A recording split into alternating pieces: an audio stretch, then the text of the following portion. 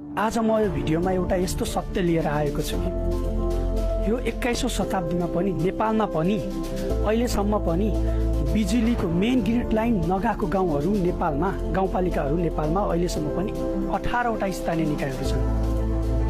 ती गाउँहरूको जनजीवन यस्तो छ भन्दाखेरिमा कुनै कुनै गाउँमा त झन् पहिलोचोटि बत्ती बाल्नु नै उनीहरूको पहिलो सपना छ। यस्तो छ त्यहाँको ठाउँ।